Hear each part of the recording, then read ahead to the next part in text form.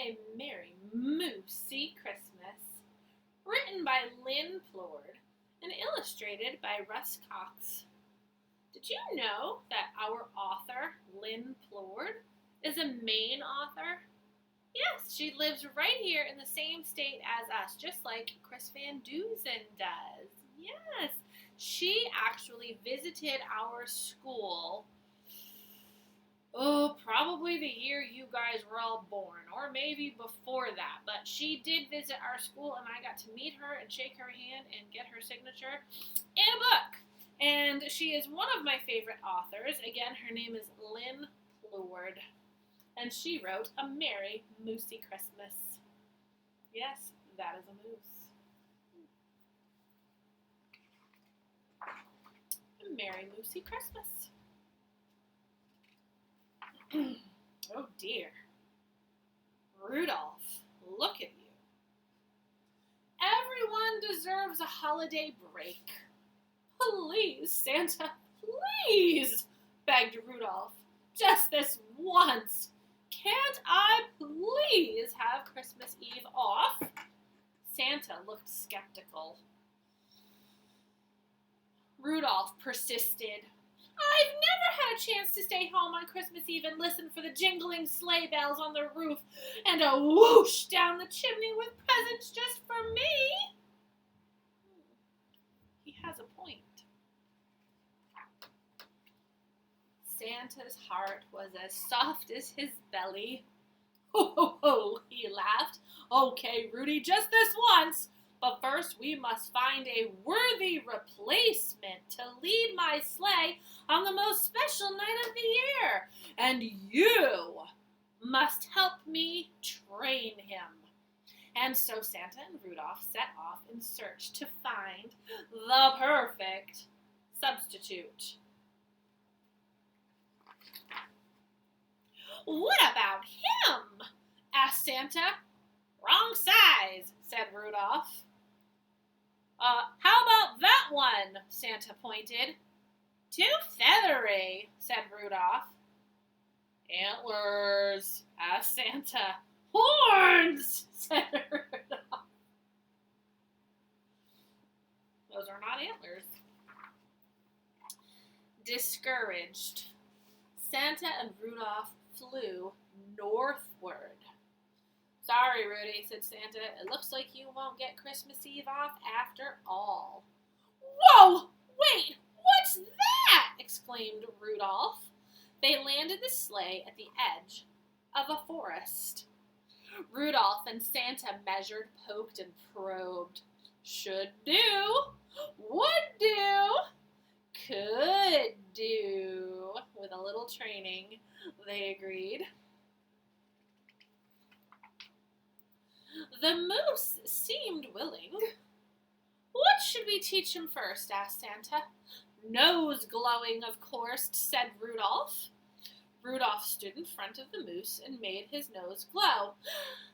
Flashity flash flash. Now you try it, said Rudolph. Just think bright thoughts.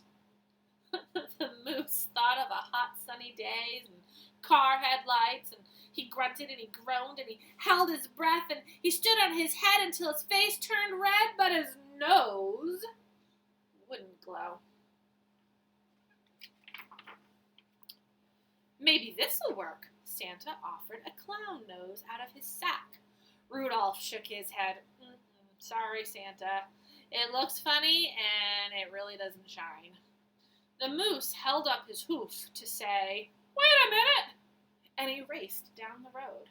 He was back in a flash wearing a headlamp. That's not a nose, said Santa. Shines plenty of light, said Rudolph, to help you find your way. It'll do, both Rudolph and Santa agreed. Look at the headlamp. What's next? Asked Santa. Flying, answered Rudolph, and Rudolph took a few flying leaps over the moose's head. Leapity leap leap. Now you try it, said Rudolph. Just think soaring thoughts. The moose thought of gliding eagles and floating planes taking off from the lake. The moose stood on his back tippy toes and flapped his front legs while Rudolph gave him a boost. But he didn't lift off the ground not one itty-bitty bit. Maybe this'll work, and out of his sack, Santa pulled a beanie cap with a propeller. Rudolph shook his head. Sorry, Santa, that just looks silly, and it would take a much bigger propeller to lift this big feller. The moose held up a hoof as if to say, wait a minute, and he raced down the road again, and this time he whizzed back with a jetpack. Ha! Santa and Rudolph looked at each other and agreed. It'll do. What's next? Asked Santa. Directions, answered Rudolph.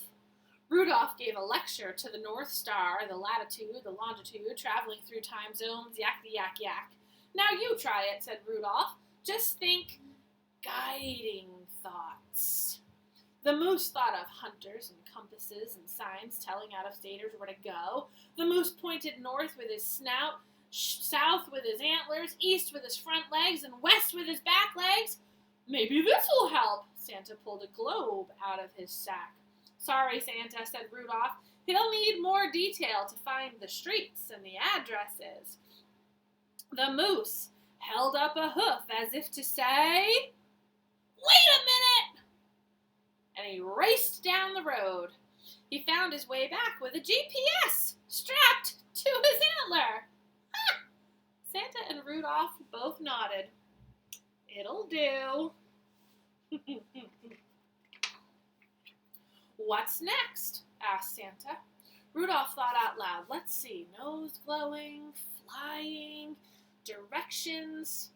Seems like there's just one more thing, but I can't remember what it is. Couldn't be too important then, said Santa. Well, if I think of it, I'll let you know, Rudolph told the moose. In the meantime, practice, practice, practice, and arrive at the North Pole at dusk on Christmas Eve. Ready to go. Thanks, Moosey, added Santa, giving the moose a pat. Santa and Rudolph headed back to the North Pole, where they were busy getting ready for Christmas Eve. The moose stayed home, where he was dizzy, getting ready for Christmas Eve. He was a-practicing, wasn't he?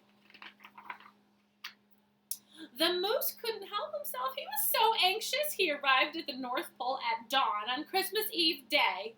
He tried to stay out of the way while Santa, Rudolph, and the elves and the other reindeer finished all the final preparations for the big night. Rudolph stayed with the sleigh until the last second, making certain everything was perfect. Not having second thoughts about staying home this year, are you, Rudy? Asked Santa.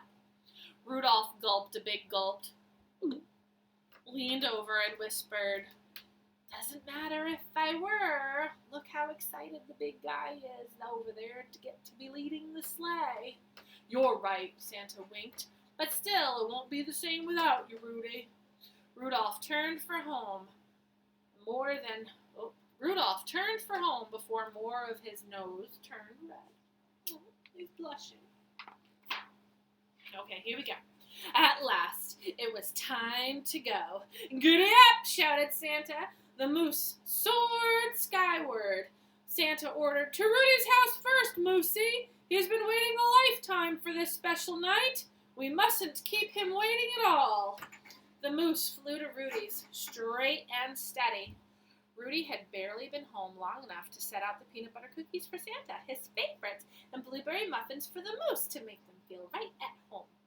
To his surprise, he heard the sleigh bells. Could Santa be arriving already? Rudy jumped into bed and pretended to be asleep, and he listened for the whoosh down the chimney. But instead, he heard... Crash, bang, boom! Whoops.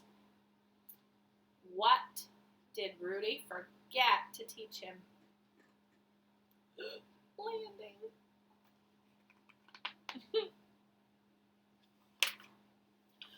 Rudolph jumped out of bed and looked at the chimney.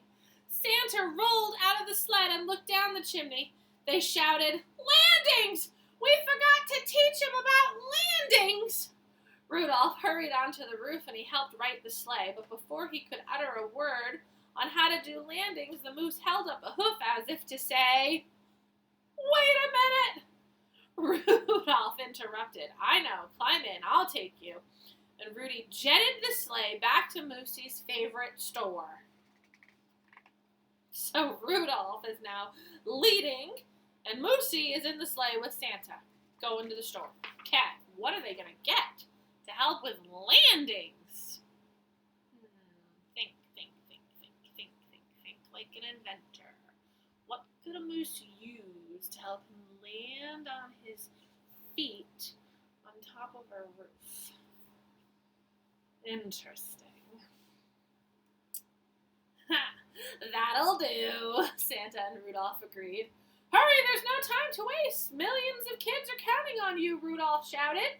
Santa snapped his reins and the sleigh lifted off with Moosey leading the way. And that Christmas Eve, some pretending to be asleep children not only heard jingling sleigh bells and a whoosh down the chimney, but